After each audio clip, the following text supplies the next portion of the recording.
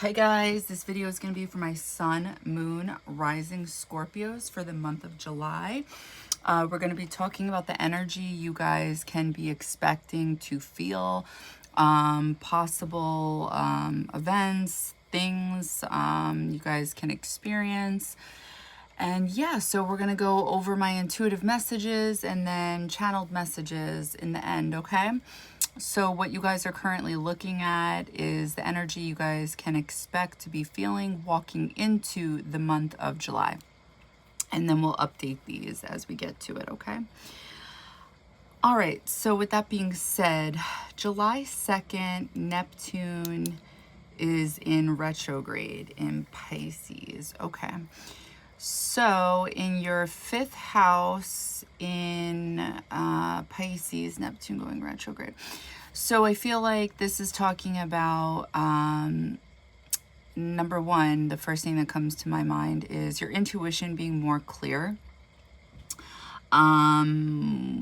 Because things are slowing down with this aspect.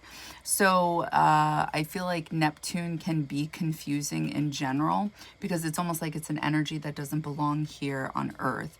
It's like, is it intuition or is it illusion? There's fog, right? But when it's in retrograde, it's almost as if this is a time where the fog, the clouds are like dissipating. So yeah, and it's happening in your fifth house. So to me, this is like you guys may be more in touch with what is truly your passion, what lights your heart on fire when it comes to creative endeavors. This may be something that is artistic to you, like very creative, and it's also, how do I say this? It's very, if not spiritual, I want to say it's just real. Like it means something to you. Okay.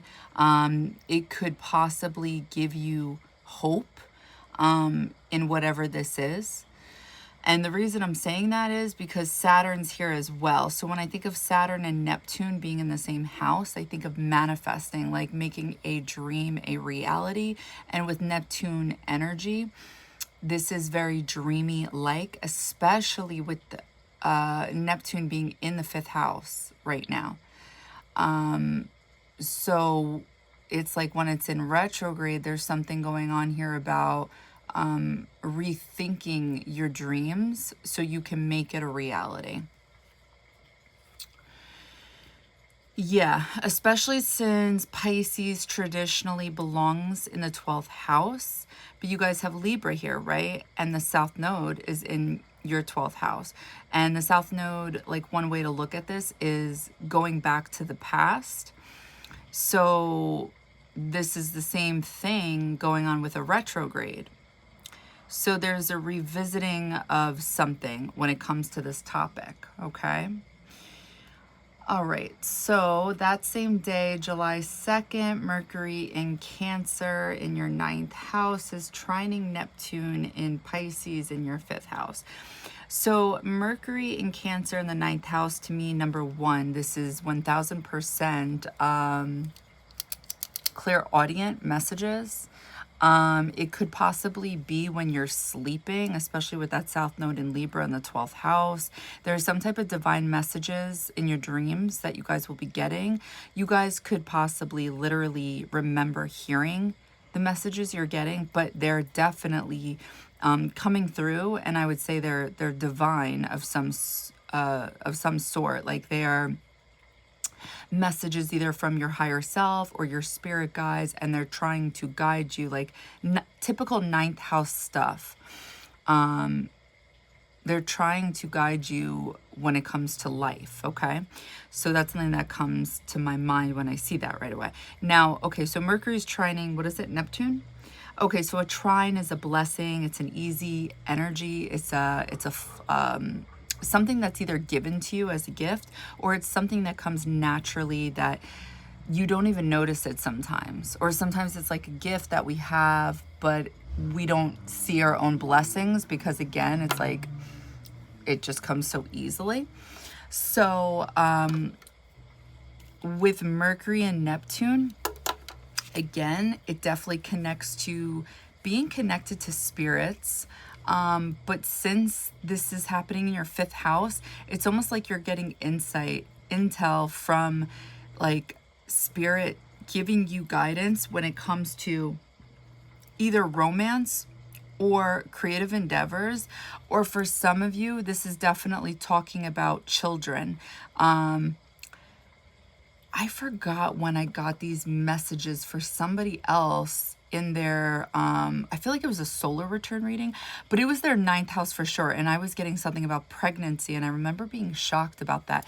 And I can't remember exactly like what made it about pregnancy with that 9th house, but I do feel like there's something here about getting some type of message from spirit regarding 5th house matters, okay?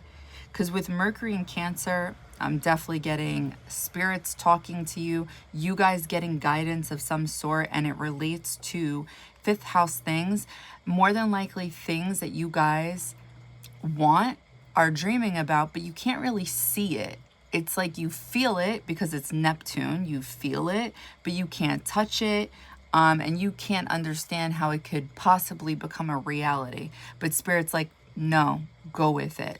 Trust us. That's what I'm getting. Okay, so, and where's Jupiter? The ruler, traditionally, of Pisces and Sagittarius. It's in your 8th house right now. Yeah, your internal world. So, sorry, I'm just like thinking of this stuff in my head. So you guys are really feeling this energy because that is a intuitive psychic placement right there with Jupiter in Gemini in the 8th house. So yeah, you guys are definitely, there's no way you're not feeling some type of motivation and confidence with achieving something, but maybe just unsure how it, like how to go about it is what I'm thinking. Okay, so that same day, July 2nd, Mercury enters Leo. Okay, so Mercury is leaving your 9th house and it's entering your 10th house. You know what also I'm thinking, going back to that other transit with Mercury in Cancer and it's trining Neptune and Pisces, you guys could possibly be traveling.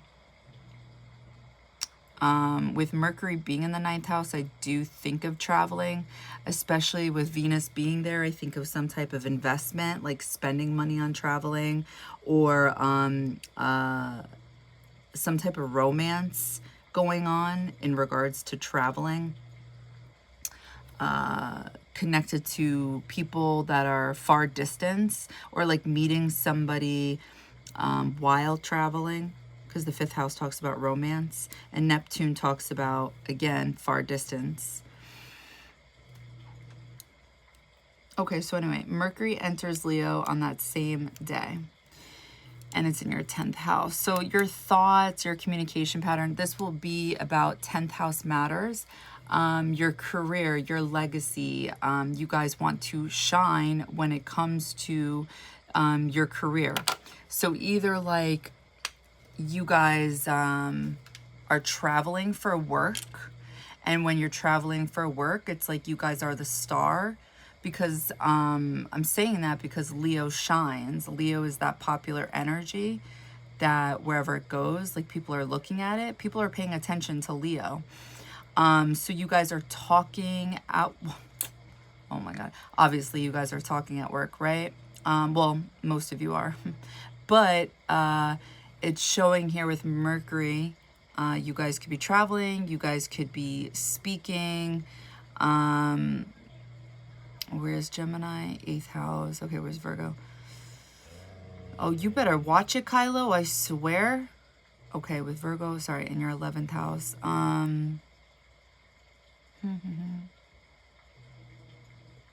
Yeah, I feel like you guys are social networking or something like that with other people. Maybe you guys are making like deals of some sort, because with the 8th house, it's usually talking about making money off of other people when it's connecting to making money, like when we're talking of the 8th house in that type of way. The reason I'm bringing it back that way is because Mercury's here. So I'm looking at where Mercury rules your chart, and it's showing up in your 11th house and your 8th house.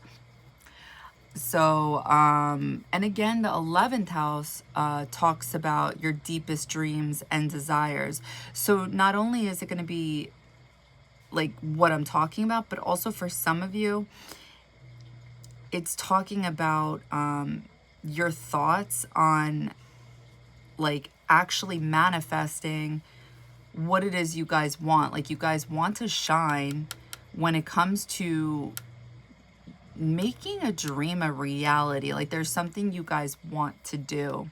And the reason I'm going back to this, the 5th house, is because Leo traditionally rules that 5th house. And the sun rules Leo, and you guys have this in the 9th house. So you guys could be learning something in the month of July, like how to achieve this. You guys could be learning while traveling. You guys could be, you guys, hold on one second.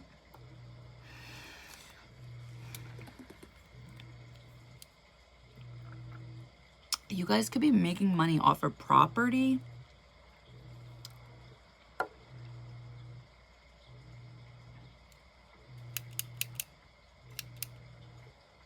Where's Mars? And Taurus, and where's Venus? Yeah, so with the North Node being, okay, hold on. With the North Node being in Aries in your 6th house, 6th house is your place of work, right? So there's this drive, there's this ambition to achieve at work.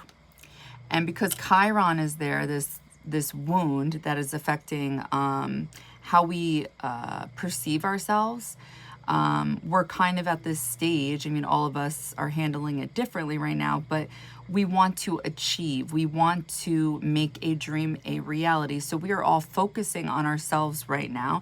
Not that we're not focusing on other people, but we may be stepping out of that people pleaser energy, and we may be entering that where has that ever gotten me type of energy, you know, because the North Node, the head of the dragon,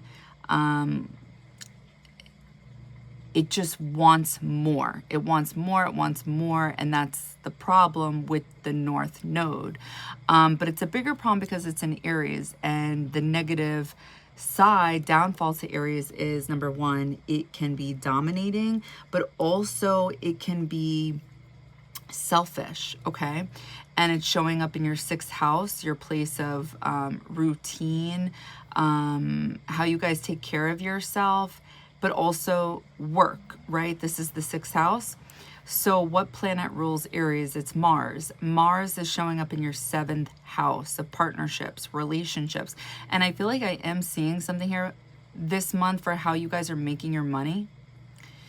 It could be through other people, like groups of people, something like that. And since Venus rules Taurus, right? You have it in your 9th house. So there's something about being ambitious and driven to succeed at work, possibly to gain confidence, to achieve this. There's something here you guys are trying to achieve, and it connects to your 5th house. So for some of you, maybe this is, you know, making a family, children. For some of you, maybe this is like making literally a dream come true, and it's something that's like creative, artistic. For some of you, maybe this is romance. And when we're talking about the 10th house, we're talking about how you guys appear, okay? And this is what you guys are trying to achieve right now. So it's like you guys could be investing in your selves when it comes to like your emotions, like what makes you feel emotionally secure. Yeah, that's what I'm getting. All right, let's move on. The same day, Venus in Cancer in your 9th house is trining Saturn in Pisces in your 5th house. So with Venus in Cancer in your 9th house and this trining Saturn in Pisces, there's something here about you guys wanting to well, first off, this is easy energy because it's a trine. But with Venus and Saturn talking to each other in a positive way, there's something about longevity here. There's something about stability. There's something about healthy boundaries. And it's funny because I would normally say the fact that they're both happening in a water sign, Cancer and Pisces, like they're, this may not be stable. This may be too dreamy, or this may be hard to have boundaries, because where does the line form and where does it end? How can you tell if they're both water signs? How can you see through the water? You know what I'm trying to say? How deep is the water with all these freaking water signs? But I feel like because they are talking to each other nicely, they are trining, there's something nice with that, with this 9th house, and the 5th house. So give me a second here. July 2nd, Venus in Cancer trining. I think something positive could be happening when it comes to either your money or romance on this day. You guys could possibly have luck when it comes to money.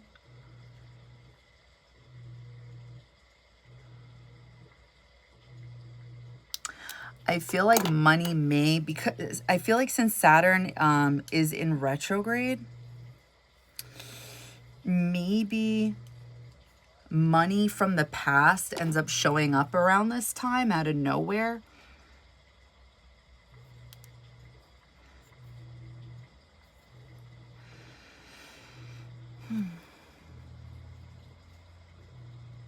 Or maybe, I think too, for some of you who are investing in educating yourselves in something, whether it's actually going back to school or you guys are just teaching yourself something at home. I'm getting something about like there being structure possibly at home, but maybe you guys are doing something on the internet and you guys are teaching yourselves something that nurtures your soul. And it's like whatever you're learning, it's coming from places, from like the information is from different countries or different cultures of some sort.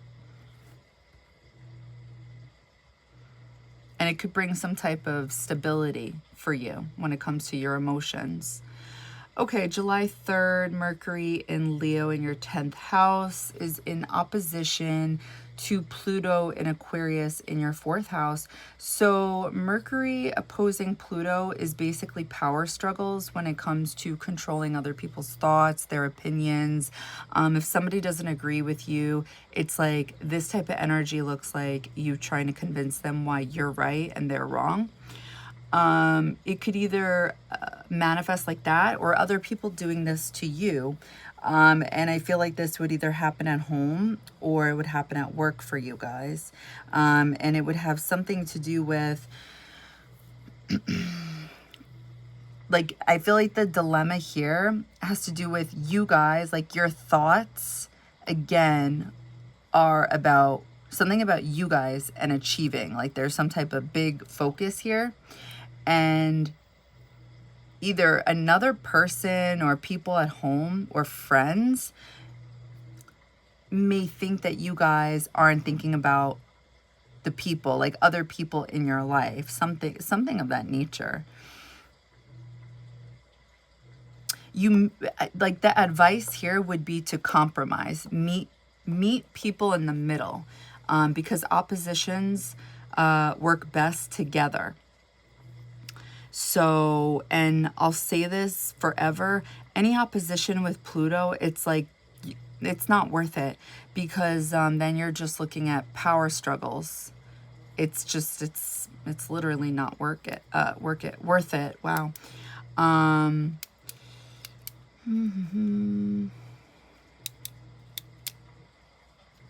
Oh, and these are both fixed signs. So stubborn energy with Leo and Aquarius.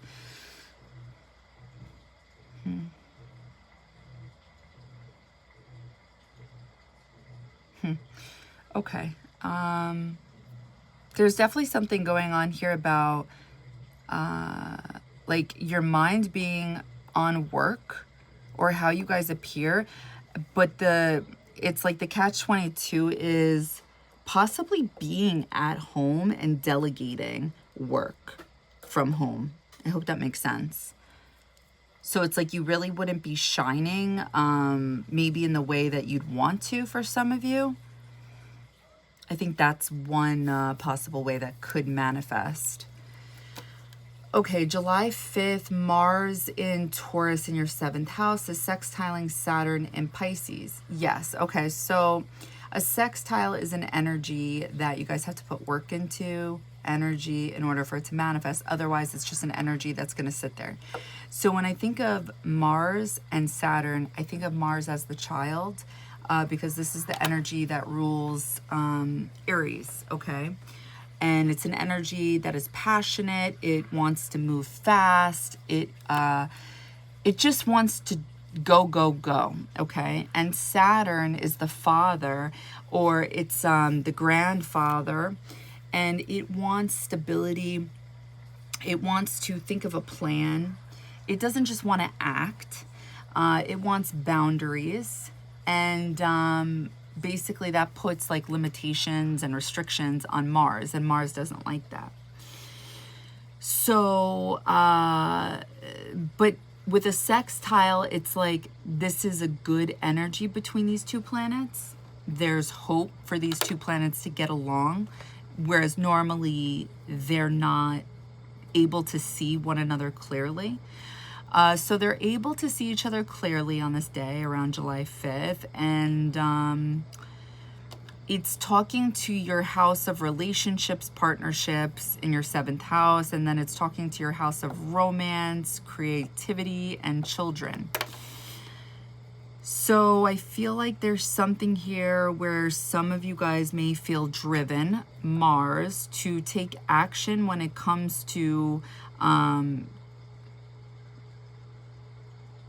something with either stability when it comes to like work with creative endeavors, or romance, because Saturn's in retrograde. So it's like we get a chance to think about what works for us in a practical way when it comes to 5th house things, like what actually resonates for us, what boundaries do we need in place. So for example, for those of you that are thinking about, let's just say, making a business out of something that is creative for you, and it would be like a dream, because that's Pisces energy. It's literally the dream world, but it's also the energy of like you guys making your dreams come true. So when Saturn's here, since Saturn is technically Capricorn energy in the 10th house, and this is where we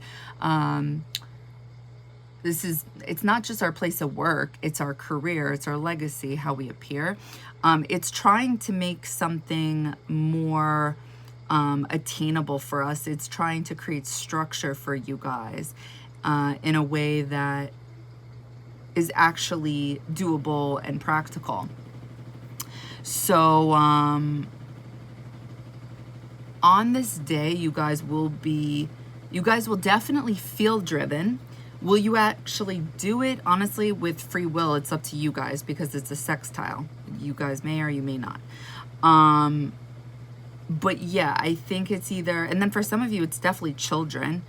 Like actually with like your romantic partner, I'm just being honest with you guys, having sex and making this decision to have children. I guarantee you there are sun, moon, rising Scorpios out there that are making a decision around July 4th, hello, to have children. Now, is it over drinks? Maybe, I'm sure. But whatever, it's during Saturn retrograde. Like, it was definitely, I believe anyway, thought out before July 4th. But anyway, so this transit's happening on July 5th. So something serious may be happening through action. Could be an argument as well. That is possible. And it creates boundaries that were needed to begin with. Yeah. Okay, so July 5th, that same day, there will be a new moon in Cancer in your 9th house. So there's a few things I want to look at here. So with the new moon in Cancer in your 9th house, what can you guys expect? So something new, number one, right? Because it's a new moon. It will take on 9th house themes. So you guys could potentially expect something new when it comes to either property and maybe investing money in property, like paying money for either because you guys are moving or it's an investment, and this property or investment is located not close to your own home where you guys live right now. That could be a possibility. For some of you, this has to do with, I would say, investing money maybe in therapy or something to do with your emotions, to nurture yourselves. The reason I'm saying that is because Jupiter traditionally rules that 9th house, and it's currently in your 8th house. So there's a lot of you out there that are considering either going to therapy or going back to therapy. This is like, when you have Jupiter in the 8th house, this is like the psychologist.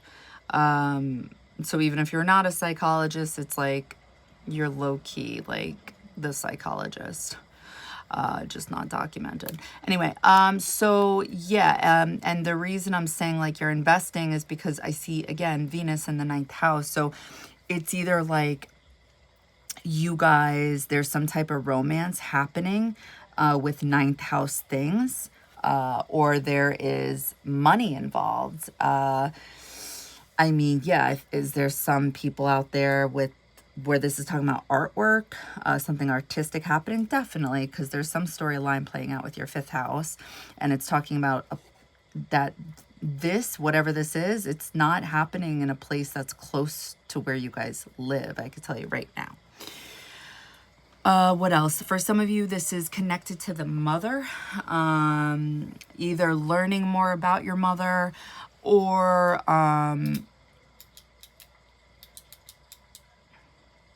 maybe visiting your mother. I would say that as well, because again, there's something I feel like slowly happening here regarding traveling. Yeah. Okay. Let's see, the next day, July 8th, Venus in Cancer in your 9th house, and it's sextiling Uranus and Taurus. So, yeah, actually, with Venus and the moon being in the 9th house in Cancer, this is definitely going to be some type of theme of the mother, because Venus can be looked at as the mother, and the moon as well. So yeah. All right, so July 8th, Venus in Cancer in the 9th house is sextiling Uranus and Taurus. Okay, so something unexpected will happen around July 8th. It will either be regarding your money, or it will be something like, it could potentially be an argument, or it could just be something you didn't expect when it comes to a relationship you're in. Because the reason I'm saying this is, with Venus and Uranus, when they talk to each other, there's something unexpected that happens, and it kind of like shocks you, and it's either positive or negative. I mean, I don't know about you, but like, I don't like the unexpected. Like, I mean, unless it's something amazing, then yeah, okay, great. But 9 out of 10 times, is it? Like, I don't know. I don't think so. So this thing is happening in your 9th and your 7th house. Your 7th house is, again, relationships. It is the house of serious relationships, like romance, as well as legal partnerships, business relationships. So where is Aquarius? 4th house. Okay, sorry. So yeah, Cancer. Cancer traditionally belongs in that 4th house. So yeah, something is definitely happening when it comes to home. and spending money either on property or traveling away from home, or did I already say it all? For some of you guys, maybe you guys are taking the next step in a relationship, and you're spending money with your significant other on property, and you guys are moving away.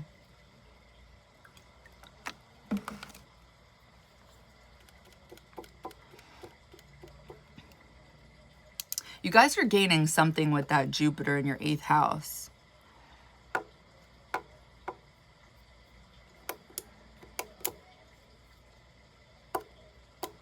There's some type of power going on for you guys with Pluto being in your 4th.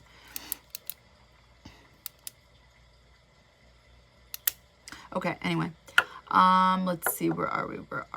July 8th, that same day, Mercury in your 10th house in Leo is sextiling Jupiter in Gemini in your 8th house. Okay, so, oh, I like this. Okay, so these two energies, number one, again, we're talking about traveling. There's some type of gain, potentially. It's a sextile, so it's like up to you guys. It's either,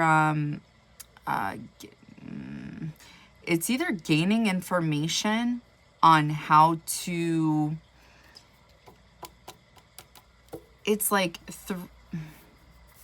through communicating, there's like a gain on information when it comes to investments. I hope that makes sense. But yeah, I am getting something here again with this theme. It keeps coming through. But other than that, I was going to say with Mercury sextiling Jupiter in Gemini, this is like a gaslighting energy. I feel like you guys will be feeling really confident. Like, remember this. I'm telling you right now, you guys are going to be feeling on fire. Like, you know how they're like Sagittariuses, gaslight people, whatever. Yeah, you guys will be gaslighting yourselves 100%. And that's good. Like, it's intentional, right? With Jupiter in Gemini in your 8th house, there's like this inner confidence where you're constantly like motivating yourself. And when it talks to Mercury, nonetheless, it's like you're literally expanding your own mind when it comes to ideas. So it's like the second you get an idea, you're like, yeah, that's the best idea ever. Like, I swear, you guys watch, if you're not even feeling it already. But the thing is like, it really is, like, especially with Jupiter and Gemini, you guys are connected to something intuitively or possibly psychically. So you guys may be onto something, and that's also why you guys may be feeling more confident, especially with that sun in the 9th house. There's something going on in regards to learning.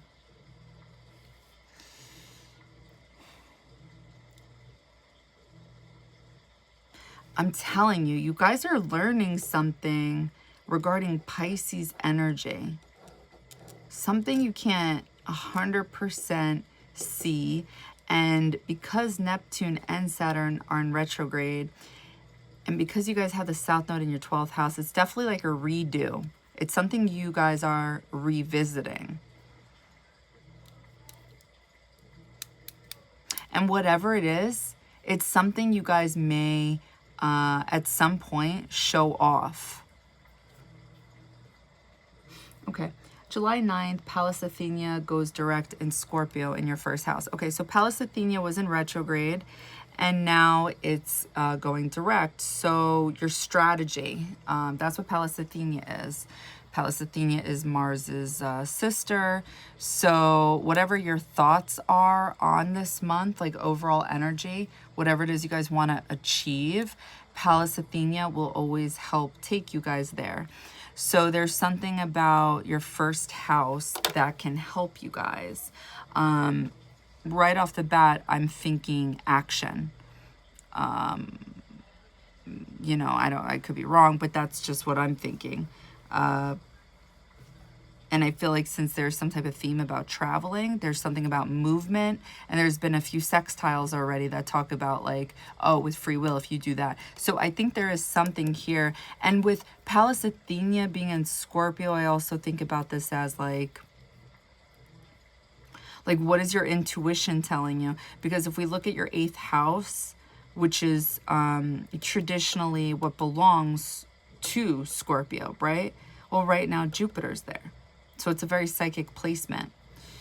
So it's almost like your body may know what's really going on behind closed doors. You may feel it intuitively.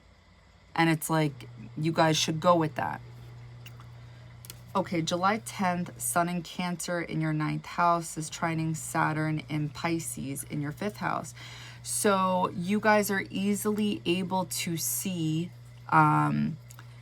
something you can build upon, something you can literally make a reality, something that can possibly give back to you at some point. I don't think that whatever this is, you're going to get results right away. I mean, if so, then I'm wrong. And I'm saying this because it's in retrograde. I would think you would start maybe like moving things along once these go direct. Or maybe it's just like there would be slow results with whatever this is. But yeah. July 11th, Venus in Cancer is trining Neptune in Pisces. So again, a very nice, excuse me, a very nice energy. It's very dreamlike with that Venus in Cancer and Neptune in Pisces. It's like, it is a very higher octave love, I want to say, of spirituality, like truly embodying unconditional love, understanding that that we're not here forever, we're here for a limited time, and not that you necessarily have to understand why people do the shitty things that they do, but just understand that we're all here for a divine purpose, and we're all teaching each other lessons, whether we remember this or not. It kind of gives it more of a purpose and meaning. And when you're in touch with that energy, there's something like, it makes everything, I feel like whatever pain you've been through, it makes it less painful. And I feel like that's the point to this stuff. So July 11th, Venus enters Leo. So Venus is leaving your 9th house and it's entering your 10th house. So either you guys are gaining money or you guys are investing money in this. There's definitely some type of money when it comes to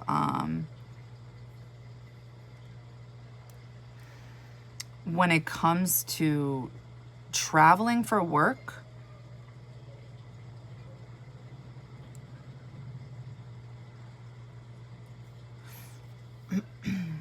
Sorry, I'm just thinking. Yeah, I'm getting like some type of gain in money, and it has to do with other people.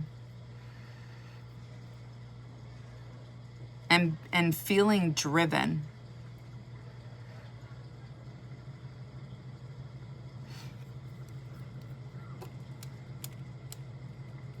I guess it may not be other people. It could just be you guys with that North Node in Aries and South Node in Libra.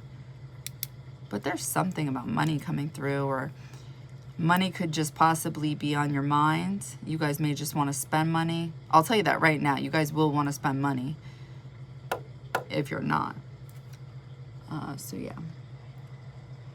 What else? I would also say that you guys would be very attractive when it comes to 10th house things. Like, people would want to work with you guys. People would want to hire you. You guys may find love when it comes to 10th house things. I wouldn't recommend it. What else? You may find...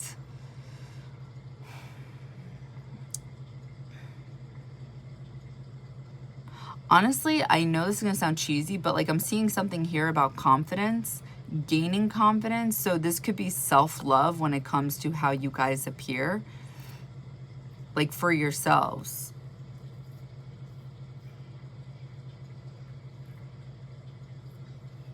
Okay. July 12th, Venus and Leo in your 10th house is in opposition to Pluto in Aquarius. Yikes. So again, this is power struggles. This is like trying to control another in order for them to like move in a direction you want. So Pluto being in the 4th house and Venus being in the 10th, I would say it's either you guys trying to get other people on board with what it is you want, or other people are trying to do this to you. People, again, may think that you guys are being selfish during this time.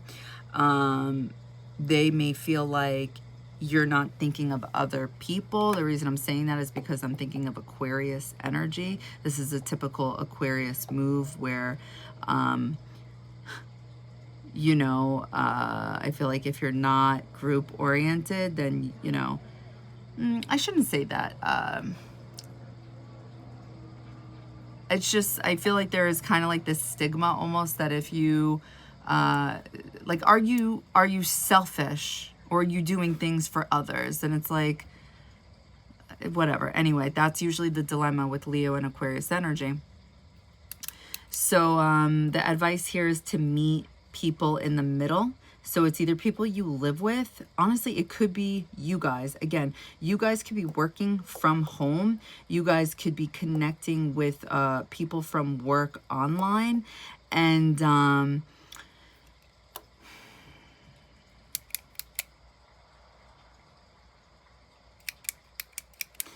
it could be affecting your money. There could be something like this. And there could be more power struggles because of this. Because of some type of investment. Where's Uranus? Yeah, I do. I do think, I feel like there are people involved one way or another. I don't see this being like a solo thing. All right, July 15th, Mars in Taurus is conjunct Uranus in Taurus in your 7th house. Excuse me. So these two, I don't like this energy because it's disruptive. It's something unexpected. It's a shakeup. This energy moves too fast and it gets hurt. So because it's happening in your 7th house, this is telling me the potential of arguments at, let's see. Where's Aquarius? In your 4th house, and where's Aries and Scorpio? So Aries is in your 6th house, daily regimen and work, and Scorpio your 1st house. So yeah, again, there is definitely with these opposition transits, it's connecting back to some type of relationship that's going to get affected. It's either a business relationship or it's a relationship you have with people at home or connected to buying a home or property. And I feel like there's going to be, if it's not like between you and people, it's like maybe a contract goes left, like something gets delayed. I feel like there's some type of disruption and I don't feel like it's a good one. And I feel like it messes up like your everyday routine, you know? Like you'll be getting ready for work and then all of a sudden it's like you get that phone call where it's like, oh, they didn't sign the contract because blah, blah, blah, blah, blah. And it's like you still got to pay the lawyer the fee because, you know, they're lawyers. That's how it goes. July 18th, Sun in Cancer in your, wait, where did it move to? Yeah, 9th house still. Sun in Cancer in your 9th house is sextiling Uranus and Taurus in your 7th house. So I do like this. It can be a loud energy because it's almost as if like Leos and Aquariuses are getting along and they're talking to each other. But the reason it can be loud is because no matter what Aquariuses tell you, Aquariuses and Leos like to be noticed, okay? They just like to be noticed for different things. They like to be recognized, but for different things. So they're getting along, but again, Uranus is either, if it's not disruption, if it's not something sudden, it's like instantly some type of message or download, and an intuitive hit is like sent to your mind from spirit. It's like you get some type of insight, and especially with that sun, it's like you were able to see through either your own emotions or somebody either you guys are dating or in a relationship with around this time. Because with the sun in Cancer, to me, that's like seeing through the water, and you guys have it in the 9th house. So it's talking about either you guys are able to see, like, learning about yourselves. Like I said, I think some of you guys are doing this. But for some of you, I guess it could be the mother, or this could actually be property by the water. You guys could see something more clearly this day or find something out on this day. But with Uranus and Taurus in that 7th house, it's like something suddenly out of the blue happens. It's like you... And because it's a sextile, it requires some type of action. So you guys are probably going to be in some type of thought or communicating with somebody. And then all of a sudden, this type of energy potentially hits you. But I feel like there's something to this that you guys would have to act on. Hold on one second. Sun and Cancer in that 9th house.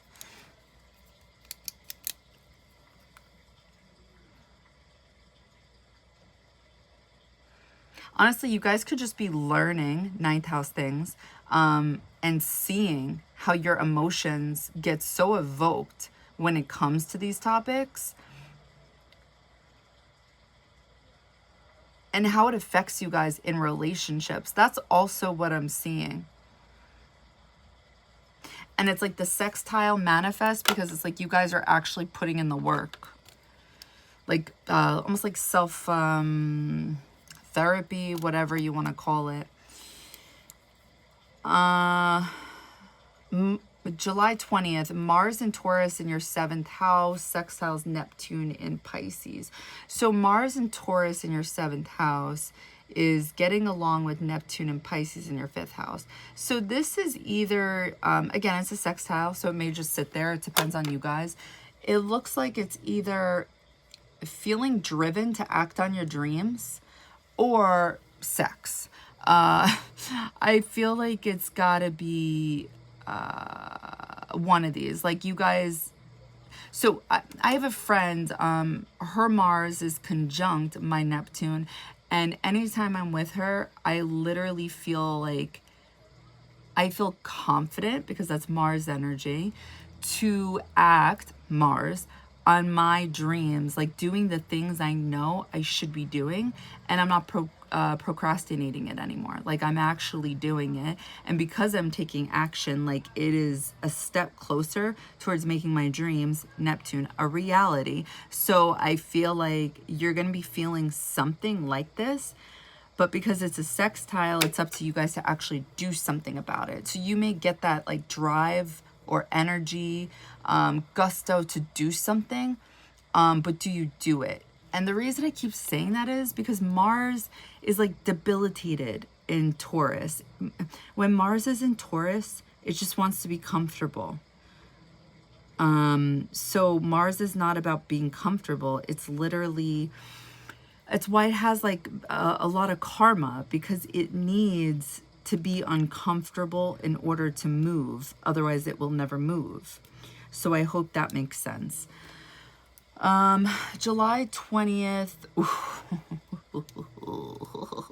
Mars enters Gemini in your 8th house. So this energy is talked about in a negative way so often, and it's complete and total bullshit.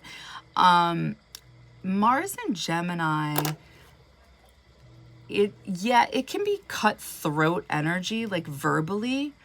And this is because in Gemini, so Gemini is ruled by Mercury, right? So it knows how to,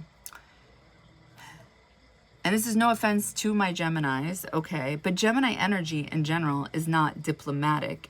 Gemini energy can act diplomatic because Gemini energy is ruled by, I'm sorry, Gemini energy, there's a lot of duality, and I'm not saying it's fake because that's not what I'm saying at all. It's just, you have the twins, right? It's a very smart energy. This is why I always say with Gemini energy, it's like the chameleon, or it's a lawyer energy. Oh my God, so annoying. Sorry. I can go on and on about this energy, but it's a teacher energy at the end of the day. And I know everybody has their own opinion on it. And usually why they get agitated by Gemini energy is because it's so fast. It has, it's constantly moving. It can be a lot of it can be frustrating depending on what you guys have going on in your own personal natal chart, okay? So sometimes, fast energies do not resonate well with other energies, okay? So it may be a little off-putting. But Gemini energy, because it's ruled by Mercury, it knows how to talk its way out of situations. It understands people. It knows everybody's business. It's not stupid. People think like Geminis are fake. They're not fake. I can tell you that. So my whole point to mentioning this is with Mars entering Gemini, Mars can be looked at as your passion, your gusto, how you move around in the world. It can also be looked at as the god of war. It could be looked at as arguments. It could be looked at as competition. So what does this mean once it's in Gemini? Arguments will be with your words, your mouth. You will be able to verbally cut people 1000%, because this is what Geminis are good at, their words. They can be anyway. Because Gemini energy traditionally rules that 3rd house, which is your local community, siblings, cousins, uncles, aunts. No matter where Gemini is in your chart, there's something talking about people you know, okay? So usually when it's showing up in your 8th house, you could experience people backstabbing you that are close to you, right? So when Mars is here, this is what you could potentially experience during this time, that people who are fucking lame, that that that you grew up with, or that you consider to be your friends, maybe a little like backstabby during this time. If I'm being real with you guys, like, I'm telling you what it is, and you guys may experience this. But here's the good thing about it, okay? If you guys pick up on this intuitively, like, I would say go with that, because Jupiter is the detective of the zodiac when it's in the 8th house. So I do believe that if like anything shady is going on once Mars enters Gemini in your 8th house, then I believe you'll find out. But there are like certain spiritual karmic rules to this, okay? And I'm telling you, as someone who traditionally has Jupiter and Mars in their 8th house in Gemini, you're gonna want to listen the fuck up to this, okay? There are rules, trust me. The only way I ever find out who's being a backstabber, a two-face, trying to manipulate me, whatever, is when I don't give into it. When I don't give into the bullshit. And it's typical stuff that you would think is how it works, right? Like, oh, be a good person and you won't get shitted on, right? I mean, yeah, I'm sure like we all experience that where it still happens, but like I guarantee you if you guys keep like diving a little deeper, we're not angels. Like, come on, let's be real. But I've noticed that when I don't give in to the bullshit, I really do find out exactly the things that I felt were going on strongly, because I'm that evidence type of person. So yeah, I just want to throw that out there, that if you guys do feel like something's going on, or if your dreams are telling you guys like things out of fucking nowhere, I would say connect with that, and just wait for it and don't do anything stupid. Be smart. When Gemini's in the 8th house, this can be a very smart energy where it's actually acting very Scorpio-like in the 8th house, where it's actually like letting you dig your own grave secretly. But with the Gemini, there's duality. Like, it's not acting like it though. It's acting like Gemini energy, like it doesn't know what's going on, you know, but really it fucking does. So yeah, so be nice, don't be mean, and don't give in to this energy. So yeah, and with Jupiter being in the 8th house, I also feel like this is protection. I know it's protection from enemies as well. And I think more so because it sucks that it's happening to people that are calling themselves your friends, okay? Or your cousins. So yeah, definitely watch out for that one. Positive things though about this one, okay? Because there are positives. Mars is how you move around in life, okay?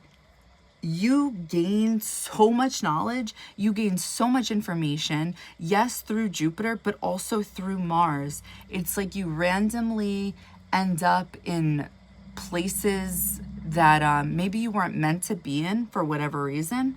Maybe you got lost, or maybe you didn't. Maybe you're early, maybe you're late. I don't know what the situation is, but you end up meeting people, random people, Gemini, and you end up learning things. And those things, they may not be very helpful in that moment.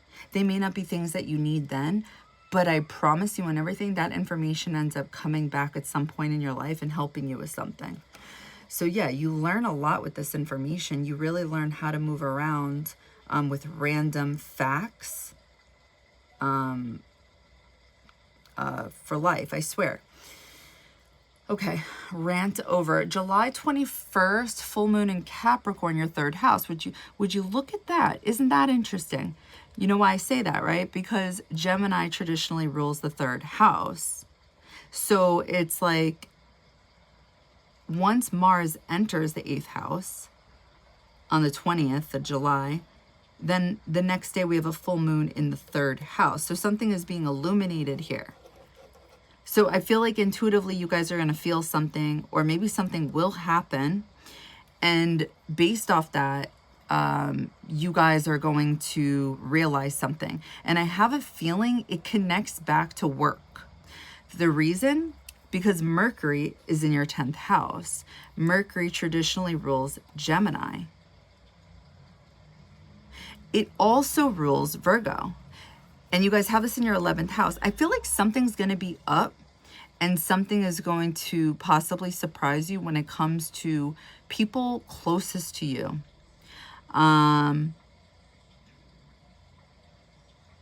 So yeah, I think you're either going to find out information like words, Mercury, speaking, or you guys are going to be traveling somewhere and you guys are going to see something.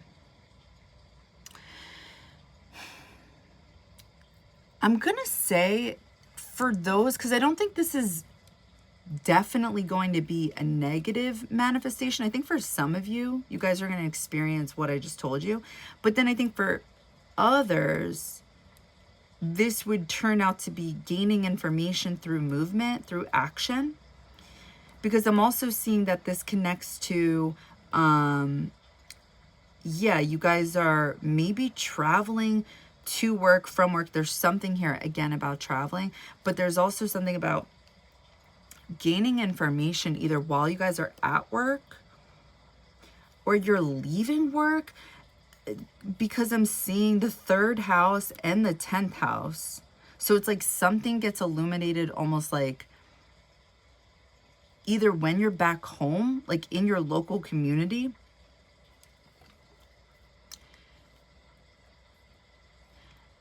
and because Saturn's the ruler of Capricorn, I'm getting the 5th house, which again, there's children.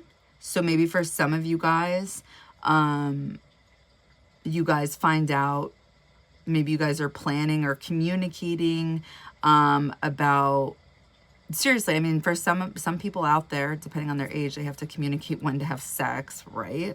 I mean, you know, it's a thing. So yeah, this is definitely, I'm seeing communication about planning like legitimate sex in order to have children. And then I feel like I'm also seeing secretly planning having sex or like meeting up and nobody knowing.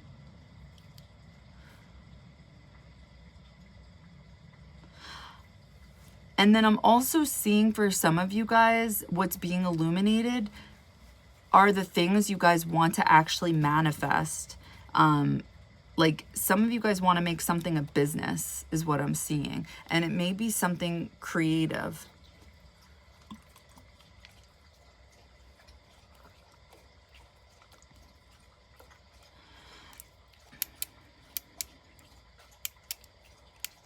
I'm thinking if there's anything else, sorry.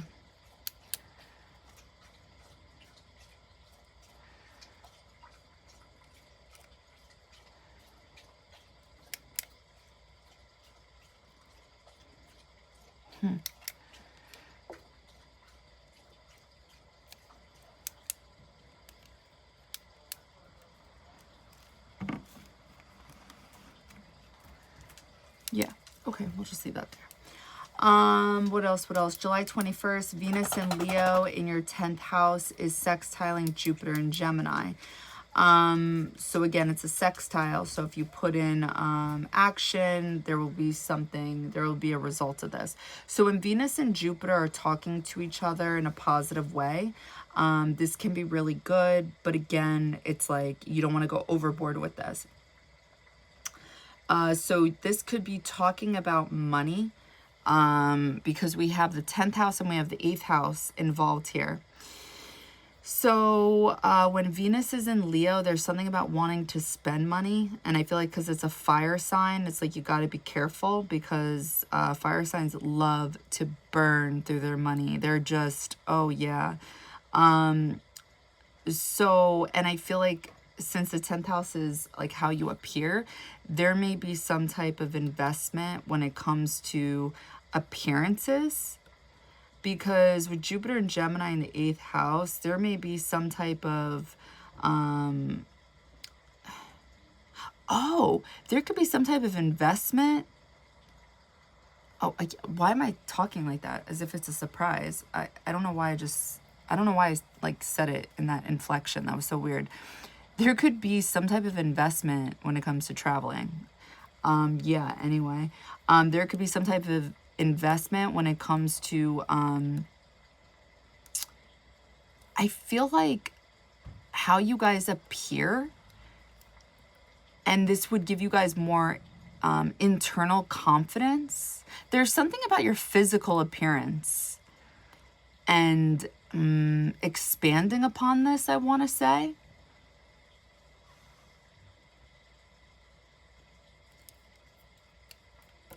All right.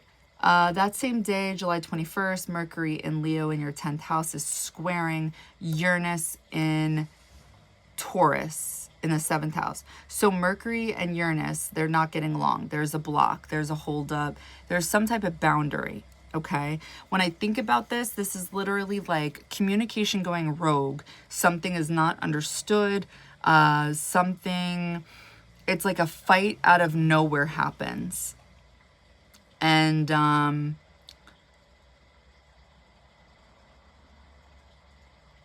sorry, I was just thinking of what I wanted to, sorry. Okay, so what could this possibly be about? So it's the 10th house and your 7th house. So I would say this could be about, for those of you that are in a relationship, this could literally be about not being able to make it home for dinner on time, not being able to go out on date night because being delayed due to traveling. And there you go. There's that Uranus energy again, where it's like, it's a shock. It's like a disruption. Because Uranus rules Aquarius, it's like connected to home. And I feel like you guys are going home. Maybe you guys are going home to, you know, to your husband.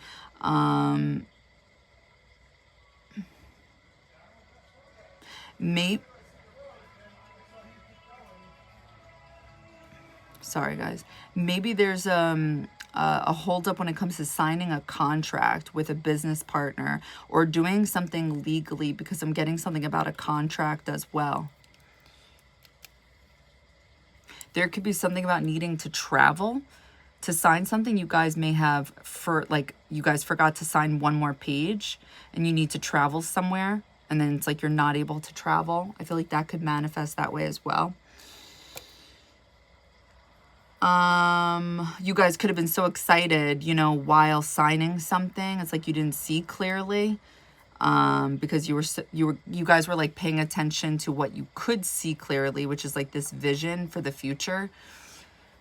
Let's see, July 21st, Sun in Cancer in that 9th house is trining Neptune in Pisces in your 5th house. So the Sun getting along with Neptune, the way I see this is you're able to see through the clouds. Like your intuition is speaking to you like no other. You are able to understand other people's emotions. You're able to see through the bullshit.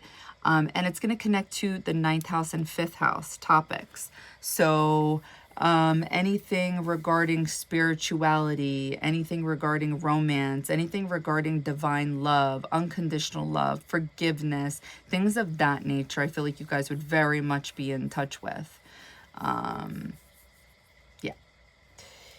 July 21st, Mars in Gemini in the 8th house is trining Pluto in Aquarius in your 4th house. So Mars and Pluto are getting along with each other, and they're getting along nicely. And it's the 8th and 4th house. So I feel like how this could potentially manifest for you guys is something internally when it comes to home. Like, maybe you guys have been feeling a lot of conflict at home because of Pluto being in the 4th house and in Aquarius. So it's like you guys are definitely thinking about, if you're not already doing it, like changing up the home, like literally. And I'm sure this is what this whole storyline is talking about. Some of you guys are thinking about like taking your power, like taking your power back, or taking, taking power? Wait, no, I'm saying it wrong. But you know what I mean, like gaining power through investments with oh my God, it's right here in your chart. Why didn't I see it before? You guys are gaining power through collaborating with other people, possibly friends, investing in property that is, so Scorpio, Palacethenia. Hold on. Where's Uranus? 7th house axis. Yes, some of you guys are literally thinking about who you guys are. You guys want to shine. You guys want to make money. You guys care, of course. Why wouldn't you? Who doesn't? And you guys are going after this, but you guys are going after it with other people. Okay. I see it now. I see it. This makes sense. It was literally right in front of my eyes the whole time. Anyway, so July 21st, getting back to my point, Mars is trining Pluto. So with Pluto being in Aquarius in your 4th house, there's already been like this uncomfortable energy to to move, to shift, to transform, right? To die and be reborn again, so to speak. Typical scorpionic energy. So it's happening in Aquarius energy. So wait, is my phone? Oh, I was about to cry. I thought it stopped recording. It's happening in a way where it's like you want to have this deep transformative change in your home. So the change would be something you've never done before. It would be completely brand new. So yeah, so with this Mars being internal, I feel like this would be internal conflict, but this coming at an ease. Like it's almost as if like any tough energy you guys have been feeling internally, because when you have Mars in the 8th house, there's like internal conflict. You are literally your worst enemy. That's why I always tell people, I'm like, you can't hurt me. What do you? Because that's what Mars is doing. 8th house is your internal world. And when it's in Gemini, this is Mercury. So you're literally talking to yourself. I mean, thank God Jupiter's here. So you guys are almost like, you guys could potentially be feeling like almost like a conflict. Like Jupiter is uplifting you, gaslighting you, giving you all this confidence. Mars may at times be telling you like, almost like critiquing you in a sense, because it's in Gemini. And it's like, you should be doing this right now. You should be doing that. You shouldn't be just sitting. You should be, why aren't we multitasking right now? We have 1,010 things to be doing every single day. You shouldn't just be sitting. Don't be lazy. You know, that's Mars in Gemini in the 8th house. So I almost feel like you may be feeling positive during this time, like really like a true leader, okay? Or at least the beginning of one. So July 22nd, the sun enters Leo. And this is where the sun belongs, right? The sun rules Leo. And it's in your 10th house. So yeah, I think something positive will be happening at this time. It could just be confidence that you're gaining. But yeah, you guys will be shining when it comes to 10th house things. There's no way, like, people would not be able to notice you when it comes to your career, your legacy, and how you appear. So that same day, July 22nd, Sun in Leo is in opposition to Pluto in Aquarius. So, like I said before, the opposition energy with Pluto, you're better off just meeting this energy halfway, because oppositions work better when coming together.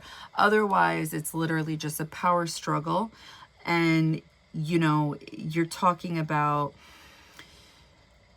the sun wanting to shine a light on possibly a shadow, because there may be this shadowy aspect with Pluto being in Aquarius and trying to take control when it comes to what is good for the group is good for everyone.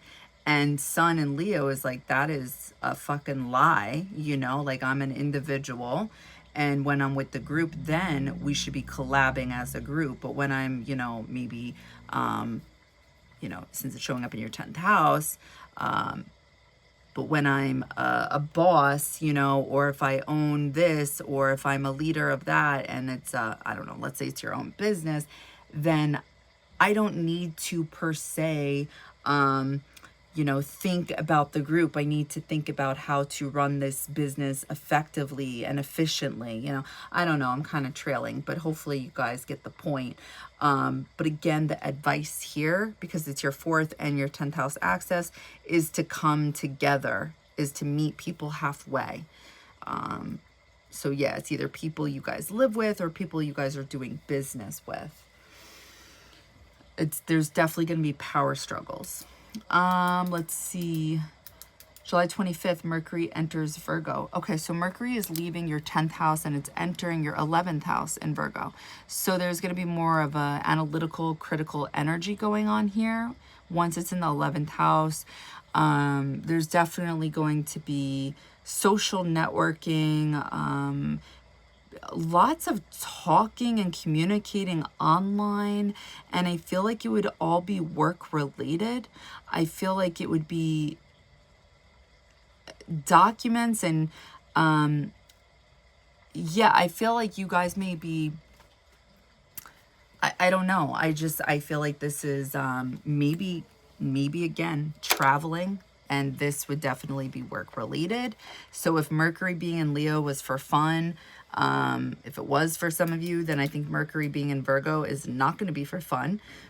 I think it's going to be like maybe your friends need to talk right now, and it's like, you know, it's like, I don't know, something's going on in their life and you got to be their friend, but you really don't want to because you got to go, you know, travel to see them, or you really need to be paying attention. You got, you know, 1,000 other things on your mind. So they need your full focus. I don't know. I'm just thinking of Virgo energy. Anyway, July 25th, Sun in Leo. In your 10th house is sextiling Mars in Gemini in your 8th house. That's interesting. Okay. So the Sun and Mars are getting along. So if you guys put energy into this, something is going to happen in regards to your 10th house, your place of career, and your internal world in a positive way. I'm getting confidence here. And the reason I'm saying this is because, yes, Sun in Leo in a 10th house. The 10th house is a public house, which fire energy loves, right? But Mars being in the 8th house in Gemini, and this aspecting the Sun, a positive, happy, confident energy. I'm getting like feeling confident enough to act on something. And internally, this will make you feel good. And it has something to do with gaining money or communicating with other people when it comes to the place of work. And it may not be so public. I feel like Mars in the 8th house in Gemini, like when you're learning when you're communicating and learning things by just, you know, getting around in life, when it's in the 8th house, it's so weird, but it's like you come off secretive or private because usually these things aren't so visible. But yet they are visible. It's funny because it's like you'll be walking and then you just start up random conversations, or people randomly start conversations with you. That is truly Mars in Gemini. And I guess it could have that 8th house theme because it may look some kind of way, because usually if you're with a group of people, they usually don't like join in on the conversation 9 out of 10 times. I've noticed that too. So with the Sun sextiling Mars, yeah, I'm going to say this is a confident energy internally. And people wouldn't see the work that you put in to getting the Sun in the 10th house. Does that make sense? So if you end up shining while the Sun is in Leo in your 10th house, and you get some type of recognition of some sort, if you end up, because when I think of, since you have Venus and the Sun in Leo in the 10th house, this is, not only is it like popular, it's also like fame. It's some type of recognition where people are seeing you. I also see romance with this as well. But people aren't seeing how you did it. They're not seeing this because the 8th house is not being seen. So there may be questions like behind your back with your friends, like I told you before. Gemini energy in the 8th house, like how did they do it? You know, there's that competition. There's the competition behind your back. With Mars in the 8th house in Gemini, okay? Because nobody sees all the work you did, and it was a lot. All right, July 26th, Chiron goes retrograde in Aries in your 6th house. So to me, I believe you guys will feel physically tired. Just my personal opinion, and I'm saying this because 2 reasons. It's in Aries, so I think of the first house, the physical body. I think of this feeling like slowing down with Chiron. And with the 6th house, this is literally, how do you take care of your body? So I feel like I would be surprised, like, if you guys didn't feel physically tired more easily once Chiron goes retrograde. So, okay, I want to make sure we went through everything. Let's start off with the South Node in Libra in your 12th house. So the South Node talks about the past. It speaks about your experiences. It's not saying fully, like, stay away from this energy, because you need whatever experiences you've gained that you guys have with this in order to get to the North Node, which is something, whether you guys are consciously aware of it or not, you guys are striving for one way or another, more so this year. So I would say, how is the South Node in Libra in your 12th house affecting you guys? Let's see. Do you guys,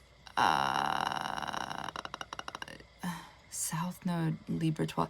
So with isolation, in the 12th house, I would say you probably,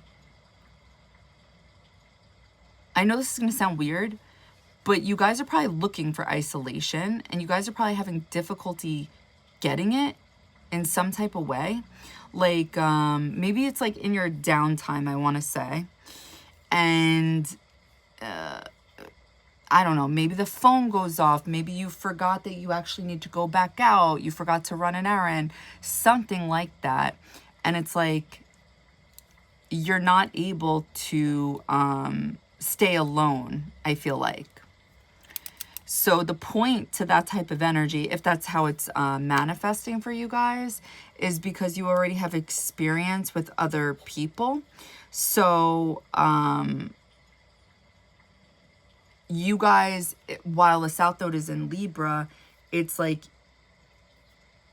because, I'm sorry, I'm doing it again. Because you already have experience with other people, you know how to be harmonious with other people. You know how to balance this energy. I mean, obviously, this is just general energy. I don't know if you guys know how to do this. But now you guys are feeling that North Node in Aries, which is you. You guys want to focus on yourselves, and it's in your 6th house. So it's your physical well-being, your daily regimen, your health, possibly. You guys literally want to be your best selves. Maybe even like get into your best life, you know what I mean? You guys really want to achieve, or maybe it's literally just gain confidence. For some of you, I'm sure that's it, but I doubt that it's just that. Like, I'm sure it's really achievement when it comes to work, because again, it's happening in your 6th house, especially with Chiron there. It's kind of like inflaming that North Node, you know.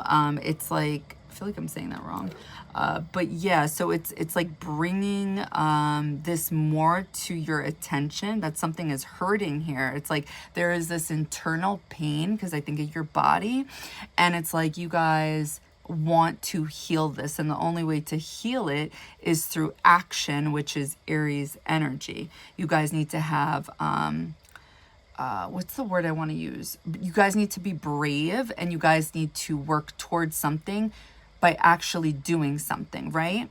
Because when we just think of these things that we want to do, that's 12th house, right? It's just, it's remember Sims and those, you know, when you choose a player and they're just sitting there on the computer screen, that's like what your dreams are doing when they stay in your mind. They're staying idle. So the point of the South Node here is like, you got to stay away from that type of energy, and you literally have to bring it down to earth. So another way you can look at the 12th house is isolation. So naturally what's going to happen every time you like plan to have moments by yourself, like, it's not going to manifest the way you guys want. again, like I would be shocked if you guys said otherwise. I'm trying to think. The fact that it's in Libra, I guess this could manifest the same way, like if you guys are in a relationship. I'm not even thinking relationship. I'm thinking secret relationship in the 12th house. It's like every time you are with somebody secretly, it's like you guys get pulled away from this, I want to say, and into 6th house things. And it's because that's part of your fate right now. While the North Node is in Aries, it's to get you to move. The strategy, Palestinian in your 1st house. So I think for some of you, there may be some type of health focus on your body. It could be mentally as well. So, and the two are connected, obviously, right? So I think there's something going on here for you guys where that's more so the focus. You guys are, like, what will take you guys there? Like, in order to achieve this North Node in Aries on a, I guess like a health kick, mental and physical well-being type of thing. It would be you guys like transforming your body. Yeah. So what else? Pluto and Aquarius in your 4th house. Some of you are doing business deals. Some of you are gaining leadership power this way, money this way by collaborating with other people. 5th house, Saturn and Neptune in Pisces in that 5th house. Some of you are making your dreams come true. And for some of you, this connects to building a career. So when I say your dreams come true and how it connects to a career, for some of you, this is like you guys would be the face of the company. Like people would know your face or your name. And I feel like it would be something, because it's in Pisces, it would be something artistic. It would be something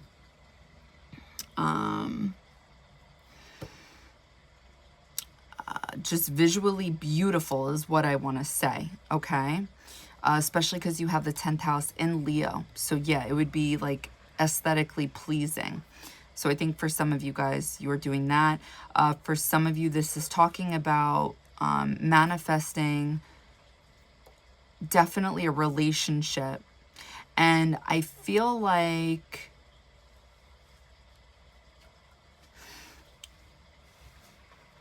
with Saturn and Neptune here and this being in Pisces in your 5th house, I'm looking at the 12th house, and here we have Libra, right? So Libra usually rules the 7th house, which is serious relationships, right? Like marriage, things like that.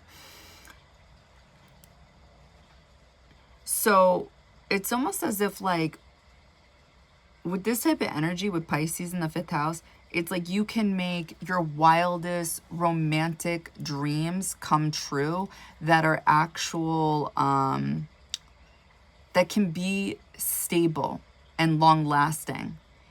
Like they wouldn't necessarily leave. You know, Pisces would be, where'd it go? You know, like, I don't know, it's gone. I'm not getting that.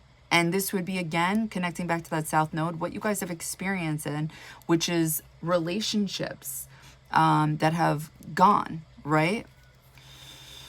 So, yeah, I think maybe because of hardships, it's like you guys may be looking for your actual dreams coming true and making that a reality. And I think part of that is something that is long lasting.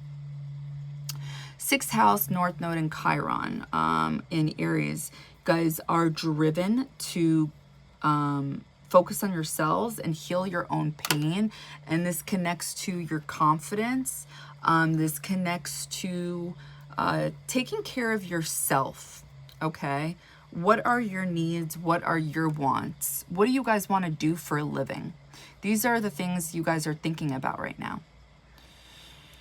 Let's see. And I think a lot of you guys are thinking about your own personal wounds, okay? Because I think about Aries ruling the 1st house traditionally. And this is where Chiron is. So the first house is literally all about you guys. So where did our pain stem from? And it's like, whatever that is talking about right now, it's forcing us to build from that and realize that, you know, everything happens for a reason. It's for this moment. And obviously, you know, apply common sense. That's if you guys are actually choosing to evolve and make better choices and do better for yourself, right? Okay, so 7th house is in Taurus. So Uranus being here, there's a shakeup when it comes. But you guys have been experiencing this. You've been experiencing this, what, 2018, 2019, something like that. A shakeup when it comes to relationships, legal contracts, business partnerships, things of that nature. So I would say this is also affecting your wallet, right? The things you guys value, the things you guys own. So this is still going to be carrying on. It's not done yet, but the whole point is to shake you guys when it comes to what do you guys really value. And this is like the middle of your storyline, right? Isn't this what you guys are figuring out right now? And you guys are actually taking action about, because Taurus traditionally rules that 2nd house. And what do you guys actually value? Sagittarius-like things. So it's your freedom, but it's also could be potentially traveling for some of you, or your beliefs. It could be educating yourselves.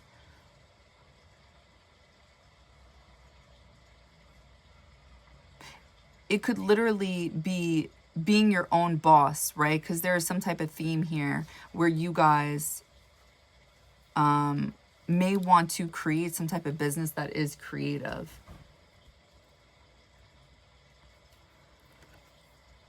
All right, 8th house, Gemini, Jupiter and Mars.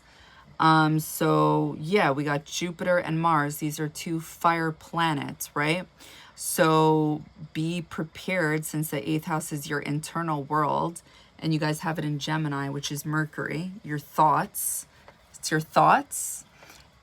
It's how you guys communicate, but it's also how you guys communicate to yourselves. So prepare to gaslight yourselves. Be prepared to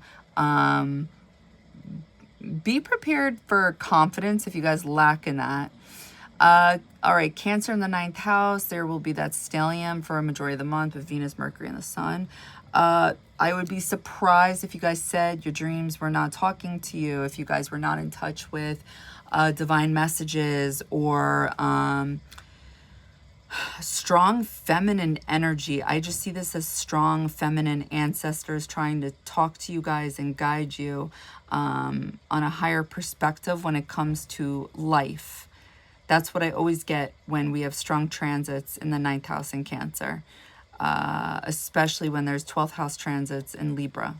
Constantly, I'm always getting like spiritual messages, religious messages, and it's usually connected to females. All right, Leo in the 10th house, Sun, Venus, Mercury. Yeah, you guys will want to shine, and honestly, you guys will be. You guys will be shining. You guys will be thinking about yourselves. You guys will be thinking about creative ideas when it comes to how do you get creative? How do you shine? What are you guys passionate about when it comes to 10th house things? Okay, 11th house in Virgo, Mercury will be here. You guys will be a little bit judgmental. You guys may be a little bit analytical. Your friends may really need you during this time. So I would just suggest for you guys to lean more into that Pisces energy when giving advice. Try not to be so giving it like it is, because we already know what it is, right? We don't want to hear it. We don't need to hear our own voice back. That's why we go to people outside of ourselves, because we want to hear something different and something that makes us feel better, because we're really looking for, if not advice, like to like help us in a situation, then we're looking for probably empathy of some sort, okay? We're never looking for, like, we're not looking for another parent, right? Like that's what it comes down to. South node in the 12th house. Oh, yep, we're good. This is where we're at. So let's get to those channeled messages.